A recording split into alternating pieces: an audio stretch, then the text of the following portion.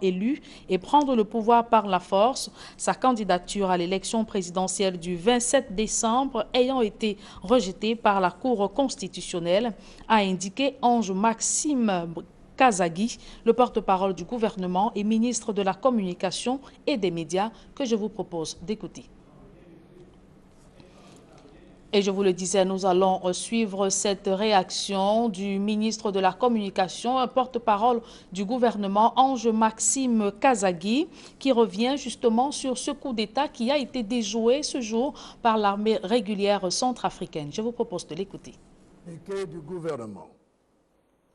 La République centrafricaine fait face, depuis les premières heures de ce matin, à une tentative de déstabilisation de ces institutions pourtant démocratiquement mises en place.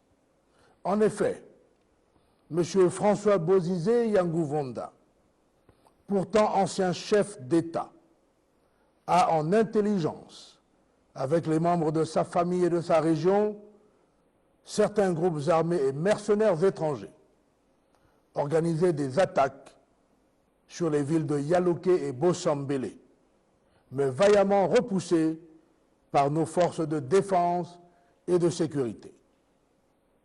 Dans son entreprise suicidaire, dont le seul but est de remettre en cause la décision de la Cour constitutionnelle, qui est pourtant une décision judiciaire, il s'en est pris aux éléments du génie militaire, déployés pour réhabiliter la route reliant Bossambélé à Bossangwa. Il s'en est également pris à leur matériel, notamment un camion Ben qu'il a utilisé pour le transport des effets destinés à ces hommes et dont il a fait abattre le chauffeur. Toujours dans cette logique meurtrière, il a aussi fait assassiner lâchement 3 gendarmes, endeuillant ainsi leur famille. À l'heure où je vous parle, M. François Bozizé Yangouvonda a quitté la ville de Bossangwa où il s'était retranché et se trouve actuellement aux abords de la ville de Bossambélé avec l'intention manifeste de marcher avec ses hommes sur Bangui. Il s'agit manifestement d'une tentative de coup d'État que le gouvernement tient à dénoncer en cette période électorale où le pays cherche à consolider les acquis démocratiques à travers les prochaines consultations. Le gouvernement prend à témoin la communauté internationale face à ces agissements visant à faire reculer la démocratie dans notre pays. Le gouvernement est engagé à faire échec à cette entreprise et tiendra le pari de la sauvegarde de la démocratie et des institutions. Le gouvernement informe la population que M. François Bozizé Yangouvonda et ses enfants, Francis Bozizé et Rodrigue Bozizé, et son neveu Maxime Mokom, n'ont pu s'attacher les services des mercenaires étrangers que contre la promesse d'un pillage systématique de la ville de Bangui pendant 72 heures. Au regard des horreurs et traumatismes subis par la population par le passé, le gouvernement que dirige M. Firmin Grebada, Premier ministre, chef du gouvernement, sous la très haute clairvoyance de son Excellence M. Faustin Archange Touadéra, ne saurait accepter que l'histoire se répète. C'est pourquoi les forces de défense et de sécurité, ainsi que les forces des Nations Unies, sont actuellement présentes sur le terrain pour empêcher cette tentative de déstabilisation et protéger nos compatriotes. Des actions militaires supplémentaires sont en cours pour mettre hors d'état de nuire ces criminels sans foi ni loi. Fait à Bangui ce jour, le ministre de la Communication et des Médias, porte-parole du gouvernement, Ange Maxime Kazagui. Ange Maxime Kazagui, porte-parole du gouvernement et ministre de la Communication et des médias centrafricains qui s'exprimait justement sur cette tentative de coup d'État orchestrée par l'ancien chef d'État François Bozizé et qui, fort heureusement, a été déjoué par l'armée régulière centrafricaine. Parlons santé à présent, gestion de la pandémie du Covid-19 au Cameroun. Le ministère de la Santé annonce de nouvelles mesures dans nos aéroports. Au cours d'un point de presse quotidien, le ministère de la Santé indique que les tarifs de dépistage sont fixés à 60 000 francs pour les embarquements et 30 000 francs pour les débarquements. Et je vous invite justement à suivre la réaction du docteur Fandé Mahamat, elle est directeur de la promotion de la santé au Cameroun. Le ministre de la Santé publique, dans son communiqué radio-presse du 16 décembre 2020, a annoncé la signature d'une convention de délégation de services entre le gouvernement de la République du Cameroun et l'entreprise Meditest SA, dans le cadre du processus de renforcement des stratégies de surveillance et de diagnostic du Covid-19 dans les aéroports. Ces missions comprennent notamment la réalisation des tests de dépistage du Covid-19 des voyageurs, la désinfection, décontamination des voyageurs et bagages, la vérification et l'authentification des certificats de tests Covid-19 des voyageurs qui embarquent et débarquent dans les aéroports de Yaoundé et Douala. La mise en œuvre des services de Meditest SA a démarré ce jour, vendredi 18 décembre 2020. Dans les centres uniques de dépistage Meditest SA de Yaoundé et de Douala, situés respectivement à Bastos et Bonapriso. Le dépistage se fera tous les jours, de lundi à dimanche, de 8h à 18h. Les tarifs de dépistage en vigueur, incluant les opérations de désinfection, de contamination des passagers, bagages, sont fixés ainsi qu'il suit. Pour les embarquements, départ du Cameroun, 60 000 francs CFA, le test effectué, le RT-PCR. Pour les débarquements arrivés au Cameroun, 30 000 francs CFA, test effectué, TDR. Nous invitons de ce fait les voyageurs à se rapprocher des centres uniques de dépistage Meditest SA afin de disposer de tests valides et conformes. Pour tout besoin d'informations supplémentaires, bien vouloir appeler le contact utile suivant. Yaoundé 653 72 72 23 660 12 12 93. Douala 653 72 72 93 660 12 12 91. Mesdames et messieurs, la prévention reste notre principale arme contre le Covid-19 qui sévit toujours dans notre pays. C'est pourquoi nous vous exhortons à davantage de prudence, de solidarité et de responsabilité afin de limiter la propagation du virus au sein des communautés. Ainsi, devons-nous continuer de respecter les mesures édictées par le gouvernement et l'Organisation mondiale de la santé, à savoir se laver régulièrement les mains avec de l'eau propre, coulante et du savon ou utiliser une solution hydroalcoolique. Se couvrir le nez et la bouche avec un mouchoir jetable lorsqu'on tousse ou éternue ou utiliser le pli du coude. Éviter tout contact étroit avec toute personne présentant des symptômes de la grippe. Maintenir une distanciation physique d'au moins 1,5 mètre. Et si vous vous rendez dans un lieu public, portez un masque. Protégeons-nous, protégeons notre communauté. Je vous remercie de votre bien et attention.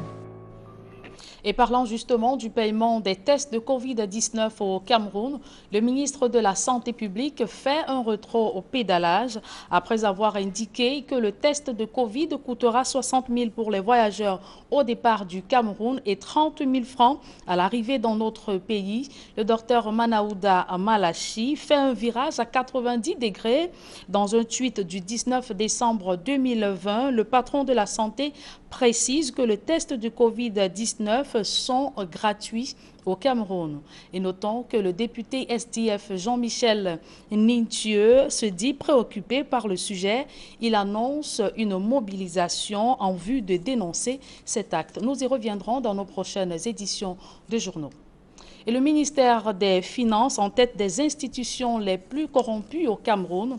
Cette déclaration n'est pas mienne, mais celle de la Commission nationale anticorruption dans son rapport 2019 rendu public cette semaine à Yaoundé. La CONAC plaide pour une éducation à l'intégrité afin d'assainir les mœurs publiques au Cameroun. On fait le point dans ce reportage de Joël Essengue et Aïk Cyril. En 2019, la ligne verte de la CONAC, le 15-17, a enregistré 17 350 appels, dont 4 482 pour dénoncer des actes de corruption et des infractions assimilées. Si les régions du centre et du littoral battent le record de dénonciation, le ministère des Finances, pour sa part, apparaît comme l'institution la plus corrompue au Cameroun.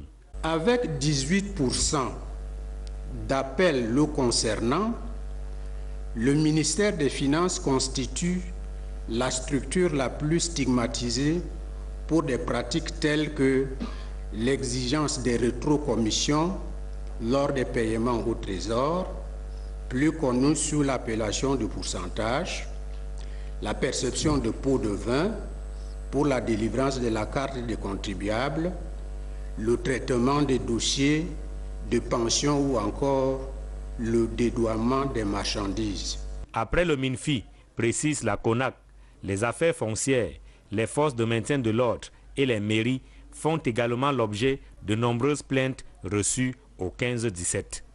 Jusque-là réticente en matière de lutte contre la corruption, l'Agence nationale d'investigation financière, ANIF, et l'Agence de régulation des marchés publics, ARMP, sont rentrés dans les rangs en 2019 en faisant parvenir leur rapport à la CONAC. Pour le présent rapport, la CONAC a reçu au total 98 contributions.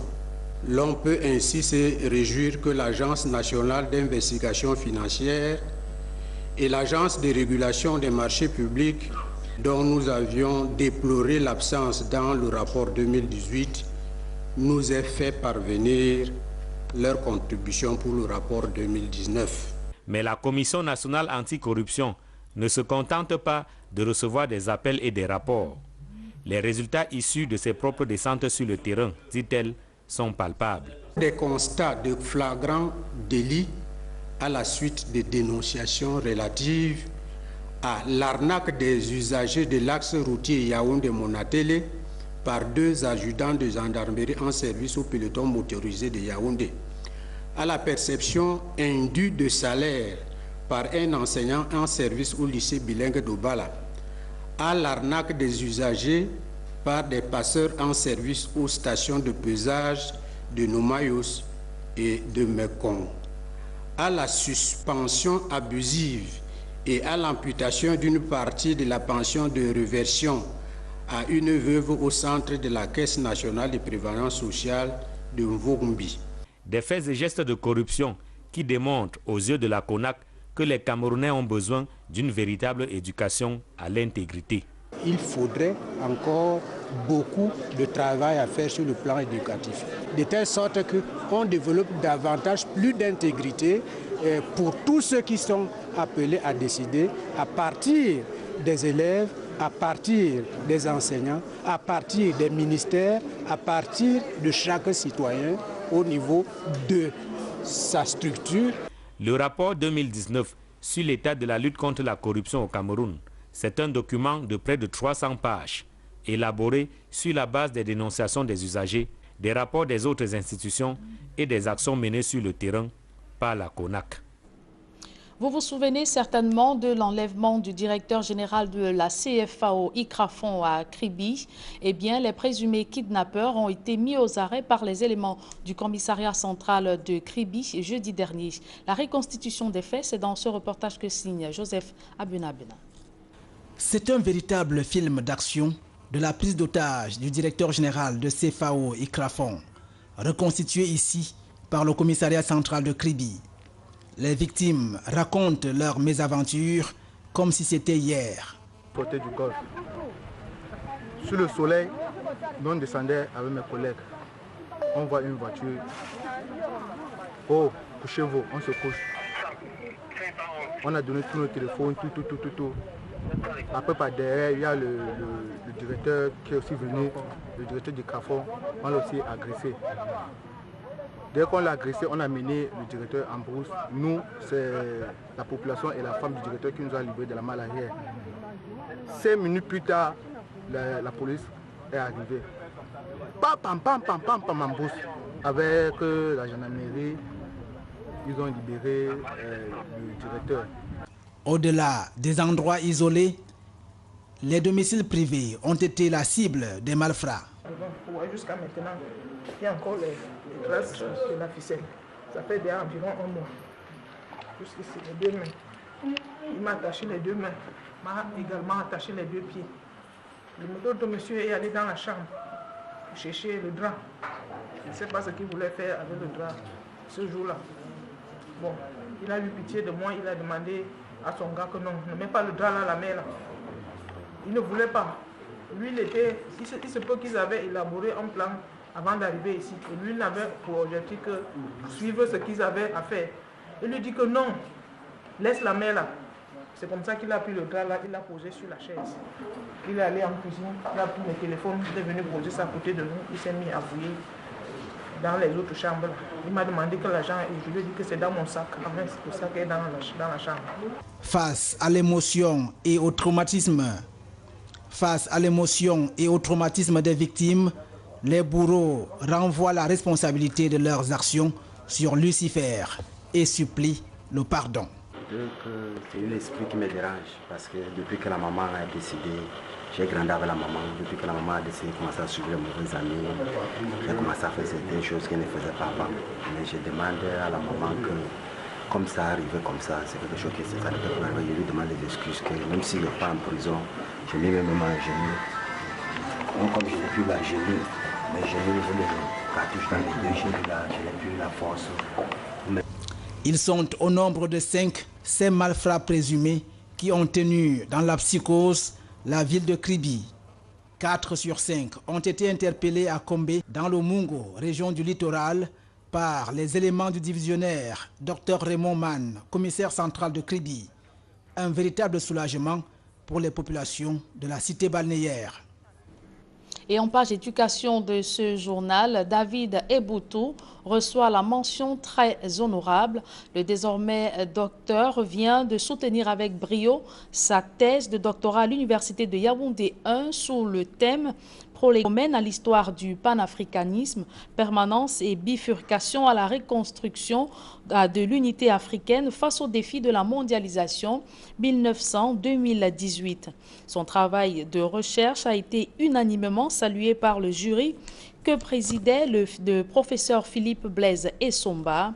Le docteur David Eboutou s'est évertué à tracer la voie qui est celle que devraient emprunter nos États pour affirmer et assumer le panafricanisme dans le grand concert mondial du donner et du recevoir. Je vous propose à présent de l'écouter.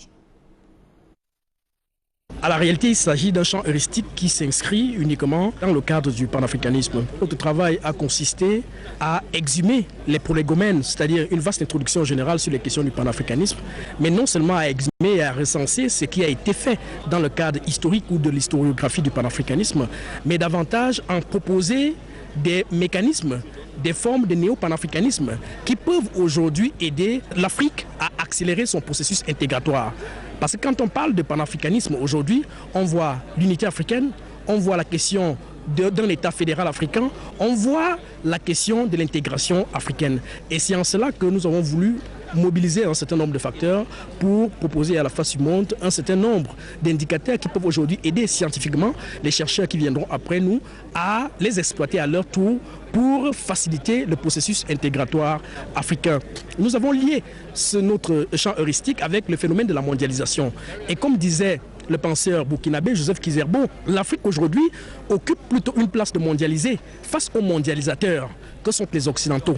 Et en cela, l'Afrique doit se forger une place pour justement avoir une parole au sein de ce grand concert qui est celui du donner et du recevoir. Nous avons mobilisé les théories d'Afrotopia de Felwine Sarr, les théories de l'afropolitanisme d'Achille Mbembe, du panafricanisme rénové de Michel Kounou et bien d'autres théories de l'afrocentrisme même de Mole Fikete Asante pour justement voir en quoi ces nouvelles théories-là, qui s'ancrent toutes dans le panafricanisme, peuvent aider l'Afrique à accélérer son processus intégratoire. Et à la fin, le jury qui a accepté et qui a trouvé ce travail intéressant a décidé à l'unanimité de nous attribuer la mention très honorable, ce qui correspond à la note de 16 suivant.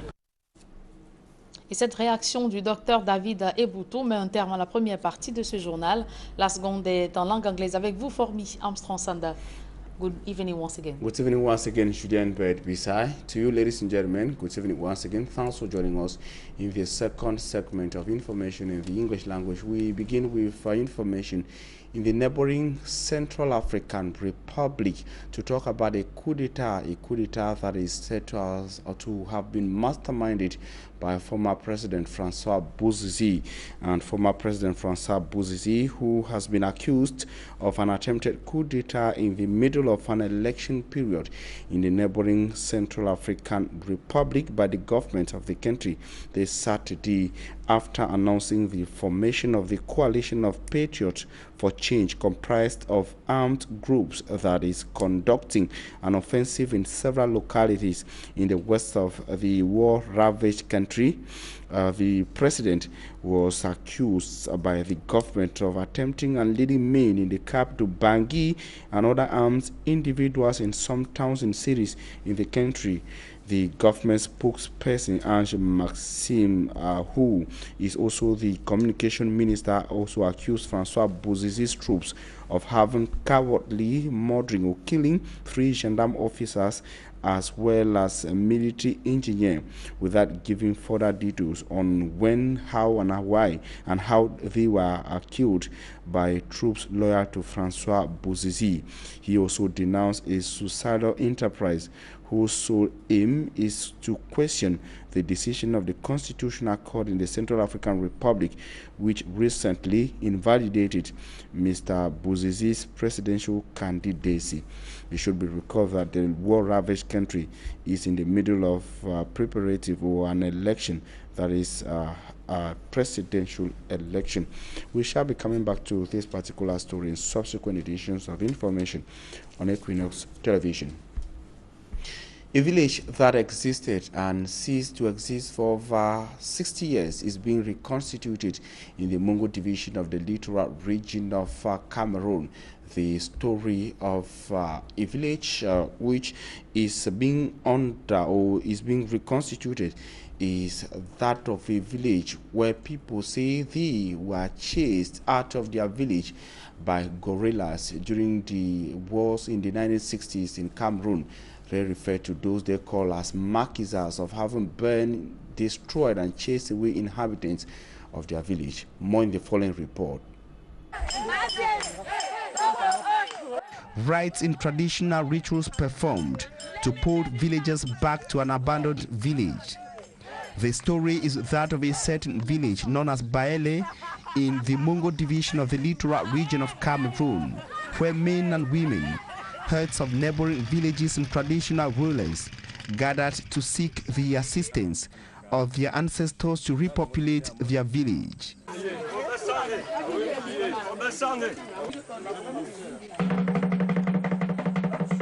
The history of this abandoned village goes back 60 years to the 1960s, when the guerrilla warriors, commonly referred to as maquisards in Cameroon, raided, destroyed Baile and sent away inhabitants. Ils ont tué les gens, incendié toutes les maisons. Baile villagers say they all ran away after their houses were burned, but some years later, the traditional ruler returned and built his house in the heart of Baile. 60 years after, Baile village can only boast of a single house, that of the village chief, who struggled all alone to bring back villagers to no avail. Some youths of Baile village say they tried in many ways to invest in a village without success. Moi, j'ai très mal quand je vois ce village comme ça qui n'est pas loin. The youths of Baile blame the failures on what they qualify as the lack of accompanying measures from the government in Cameroon. With rites and traditional rituals performed, villagers encourage their children all over Cameroon to come back and occupy Baile. J'appelle toute ma population de venir. I call on all my children to come back and build in Baile. Our land has not been sold. Donc j'appelle tous les enfants de venir. The Baile village people scattered all over Cameroon are expected to start coming back after the rites and traditional rituals performed. And several inhabitants of Selukam, Sukapam of Mbui have been evicted from their residence by a group of individuals led by the senior divisional officer for the Sanaga Maritime Division. The SDO accused the individuals of occupying the state houses illegally. Those of the administrative camp of the Sanaga Maritime Division were also evicted. Immaculate Fogwe tells us more. Some residents of Selukam, Sukapam of Bue, and the administrative camp in Dizange, Sanaga Maritime Division, being forcefully evicted. A victim expresses dissatisfaction following the disappearance of her children during the eviction exercise. Children had to run away after seeing men in uniform with arms in the house. It is already 8 p.m. and I cannot find my children. I went to pick up my youngest son from school. The senior divisional officer, Cyril Ivan Abondo, was on the scene to supervise the eviction exercise, which was highly resisted. Je suis en train de vous demander de libérer la maison au plus tard le 15. Tu vas entrer comme un salaud, ça ne se passe pas comme ça. Nous sommes dans un état de droit. Je dis que ça ne se passe pas comme ça. The victims decry injustice, indicating that they have an authorization document. Cette maison a été abandonnée, c'était devenu la cachette des bandits. This building had been abandoned. It had been transformed into a hideout for thieves. The building had no doors and ceilings. They gave us an authorization letter on the 1st of April 2020. On a l'autorisation du délégué du MINCAF, signé le 1er avril. The senior divisional officer states that those occupying the building have no legal backing from competent authorities. Il s'agit de l'assainissement. The house belongs to the state. The divisional officer has not given anyone an authorization letter. The money which is supposed to get into the state coffers is rather getting into private pockets. Qui octroie les occupations dans les propriétés? According to the administrative authority, the eviction exercise will continue in other parts of the town. Councillors of the city of Kumba in the Meme division of the Southwest region of Cameroon have set aside the development of social amenities as their priority projects for 2021. The goals and objectives of the councillors were made known during the Kumba City Council budgetary session for 2021. Immaculate Fogwe Rada Simat Njikan Gebre tells us more. The grading of roads leading to several neighborhoods, repairing of street lights which have been abandoned, and the eventual opening of some drainages in Kumba, Meme Division have been placed as top priority projects by the City Council, as well as Kumba 1 and 3 councils in their budgetary sessions. For the City Council, a budget of 2.2 billion francs CFA was voted by the councillors who were assisting in the first council session chaired by the newly elected city mayor, Gregory Mewanu.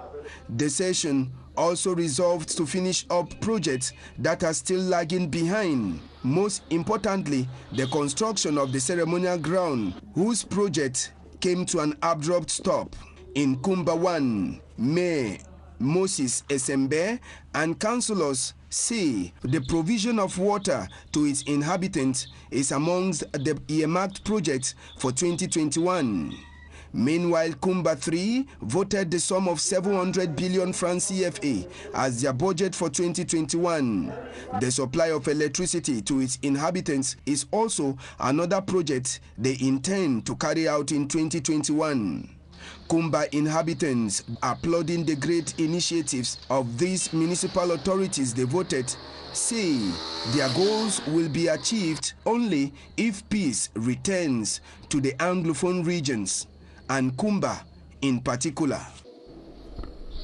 The minister delegate at the Presidency of the Republic in charge of the Supreme State Audit has pressed on managers of public enterprises and structures to be versed with their responsibilities to better manage the structures.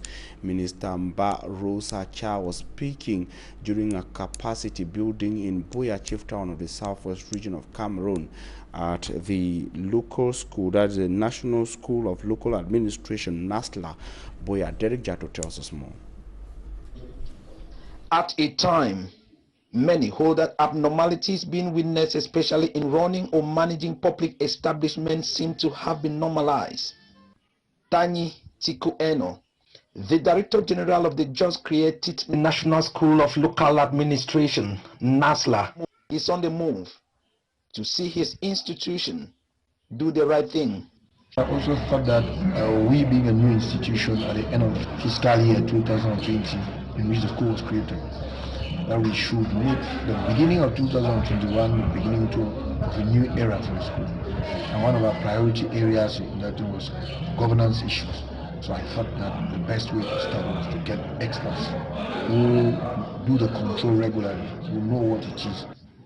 And Minister Achamba Rose, Minister Delegate at the Presidency of the Republic in charge of the Supreme State Audit, while launching the capacity building workshop on the campus of NASLA in Buea, said the workshop was to educate NASLA's personnel on the concept of different types of acts of mismanagement and the related sanctions. We've come to edify them also on what it is, their responsibility as a public agent, and also to tell them about the legal provisions and regulations enforced that govern their institutions.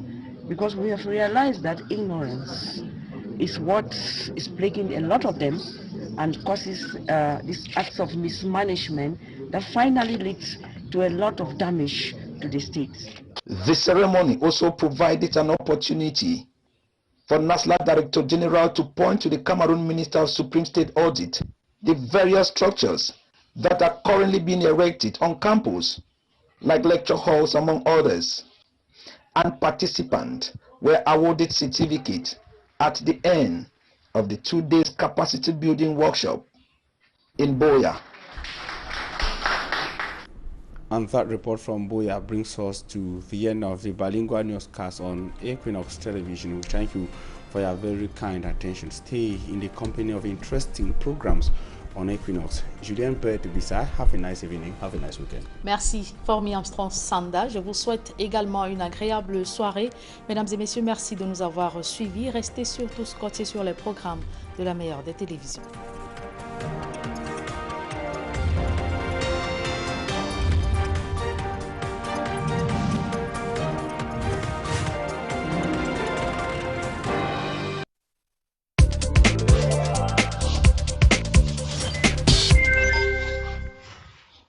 Vous souhaitez voyager dans la sous-région CEMAC, régler vos factures, dépasser vos limites ou retirer votre argent en toute sécurité, expérimentez un moyen de paiement moderne et accessible. Désormais, avec la carte CCR Bank JIMAC, vous pouvez effectuer au Cameroun et dans tous les pays de la zone JIMAC des paiements sur les terminaux électroniques dans tous les espaces marchands. Des opérations de retrait d'argent sur les distributeurs de billets des autres banques et à moindre coût. Également accepté sur nos distributeurs des cartes étrangères Visa et Union Pay